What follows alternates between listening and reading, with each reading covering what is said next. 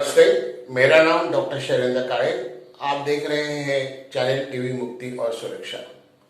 आज मैं spine TB यानी रीढ़ की हड्डी का टीबी इस विषय पर कुछ बातें आपसे शेयर कर रहा हूँ। टीबी की जो शरीर का कोई भी हिस्से में हो सकती है। टीबी केवल बाल और नाखून छोड़कर शरीर के कोई भी हिस्से में हो सकती है।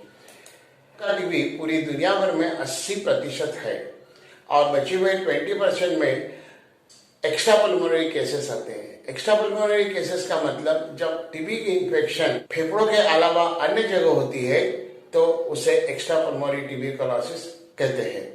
टीबी का इन्फेक्शन हड्डियों में भी हो जाता है। हड्डियों में खासकर स्पाइन टीबी की समस्या अधिक होती है। स्पाइन टीबी का इलाज अगर समय पर नहीं हुआ तो ये बात बहुत गंभीर बन सकती है। अगर आप इस चैनल में नए हैं तो सब्सक्राइब करें और बेल आइकन क्लिक करें। आशा करता हूं सभी पुराने और नए व्यूअर्स को ये वीडियो फायदेमंद होगा। रीढ़ की हड्डी या स्पाइन बोन्स में जब माइकोबैक्टीरियम ट्यूबरकुलोसिस नाम के जीवाणु का संक्रमण होता है तो मतलब इन्फेक्शन होता है तो उसे स्पाइन टीबी या पॉट स्पाइन कहते हैं। रीढ़ का मतलब है वर्टेब्रल कॉलम। पीठ के मध्य भाग में एक के ऊपर एक रखे हुए 33 छोटे छोटे वर्टिब्री से बनाया हुआ एक जो स्तंभ होता है उसे वर्टेब्रल कॉलम कहते हैं। रीढ़ की हड्डी या वर्टेब्रल कॉलम एक महत्वपूर्ण रचना है। शरीर का आगे झुकना, पीछे झुकना, बाजू में झुकना इसी के बल पर ही होता है। रीढ़ की हड्डी में स्पाइनल कॉर्ड मज्जारज्जु को सुरक्षितता मिलती है। ये 33 हड्डियों में से एक गर्दन के भाग में 7 होती है, छाती के भाग में 12 होती है, पेट के भाग में 5 होती है, कुल्ले या पेल्विस के भाग में 5 होती है।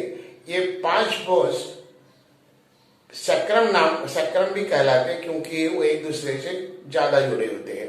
लास्ट भाग होता है वो कॉसिक्स, इसी में 4 वर्टिब्रे होते हैं। इस तरह 33 हड्डियों से बना हुआ एक जो स्तंभ है इसे वर्टेब्रल कॉलम ऐसा कहते हैं। इंटरवर्टेब्रल डिस्क जो हर 2 स्पाइन के बीच का जो सॉफ्ट हिस्सा होता है उसे इंटरवर्टेब्रल डिस्क कहते हैं।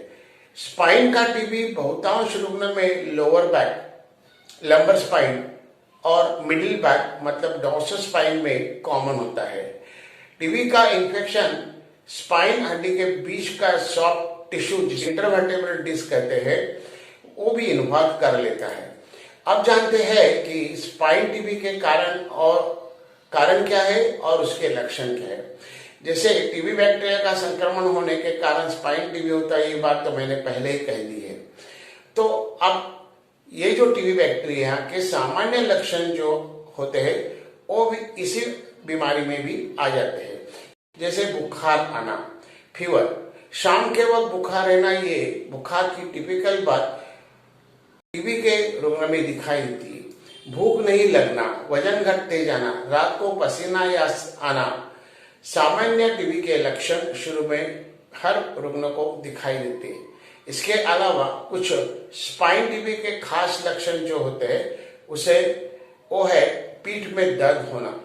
कौन सी स्पाइन में इन्फेक्शन है उस पर दर्द की जगह निर्भर होती है। दर्द होता है, दर्द की खास बात यह है कि दर्द हमेशा रहता है, पूरे दिन भर रात भर ये दर्द रहेगा और दिन ब दिन वो दर्द ज्यादा होते जाता है। स्पाइन का संसर्ग होने के कारण पीठ में अकड़न आ जाती है। अकड़न का मतलब है मसल स्पाज्म के कारण एक स्टीफनेस आ जाता है। रीढ़ की हड्डी के डैमेज होने के कारण अगर स्पाइनल कॉर्ड भी कॉम्प्रेस हो रहा हो, डैमेज हुआ हो तो न्यूरोलॉजी के लक्षण भी यहाँ मिलते हैं। जैसे कुछ भाग में शून्य हो जाना, कुछ एरिया में लॉस ऑफ सेंसेशन हो, चमड़े के ऊपर कोई सेंसेशन नहीं मालूम पड़ता, या वहां पे टिंगलिंग नमनेस, अच्छा मूंगियाना, इस टाइप का एक्सप्लेनेशन पेशेंट करते हैं। या चमक दौड़ना इसका मतलब ये है कि वहां पे रेडिएटिंग पेन होता है। कभी कभी मसल्स में वीकनेस भी हो जाता है, मतलब स्नायु कमजोर हो जाते हैं। कभी कभी बहुत असामान्य लक्षण दिखाई देते हैं जो जो बॉवेल मूवमेंट के ऊपर और मिक्चुरेशन मतलब पेशाब करने की परेशानी निर्माण करते हैं। ये सब नर्व कंप्रेशन के कारण होता है। इस प्रकार के लक्षण हो तो स्पाइन की शारीरिक तपासनी की जा सकती है।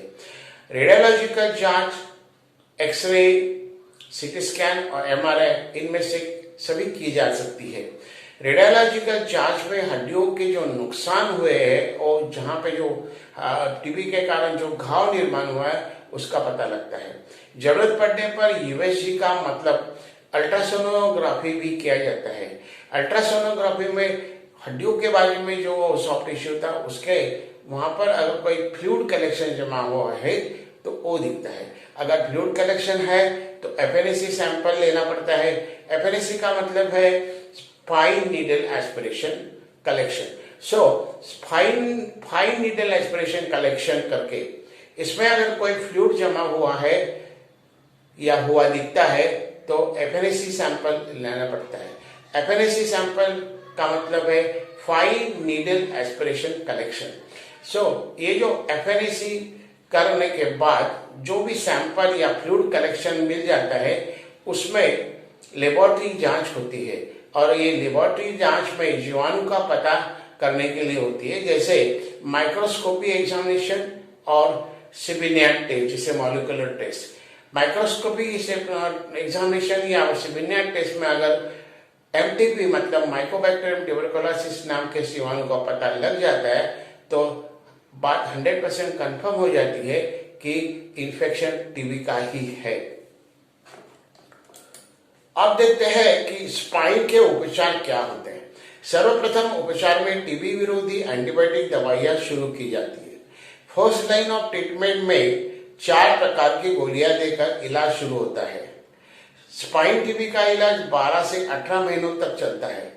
जो स्पाइन डैमेज होते हुए है वह दर्द का कम करने के लिए, कभी कभी अगर स्पाइन डैमेज होने के कारण दर्द हो रहा हो तो वो दर्द को रोकने के लिए पेशेंट को ब्रेस पहनाए जाते हैं और कभी कभी प्लास्टर कास्ट की भी जरूरत पड़ती है। कभी कभी सर्जिकल ट्रीटमेंट का सहारा लेना पड़ता है।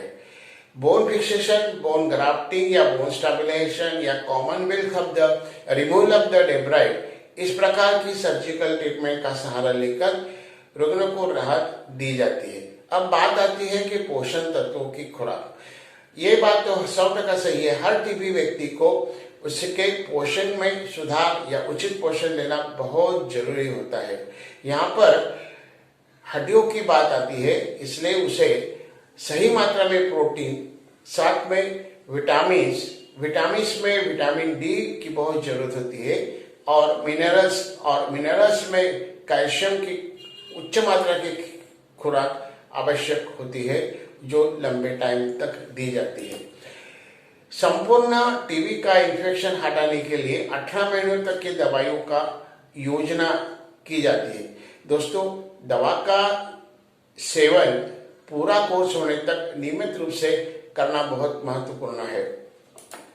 आखिरी सूचना यह है कि जब तक आपके चिकित्सक आपको गोलियां बंद नहीं करवाते तब तक रोजाना गोलियां खाते रहो, क्योंकि कुछ रुग्ण में हड्डियों के टीबी से छुटकारा पाने के लिए दवा का कोर्स लंबा हो सकता है। आज के इस वीडियो में बस इतना ही। इसी तरह अधिक जानकारी के साथ फिर मिलेंगे।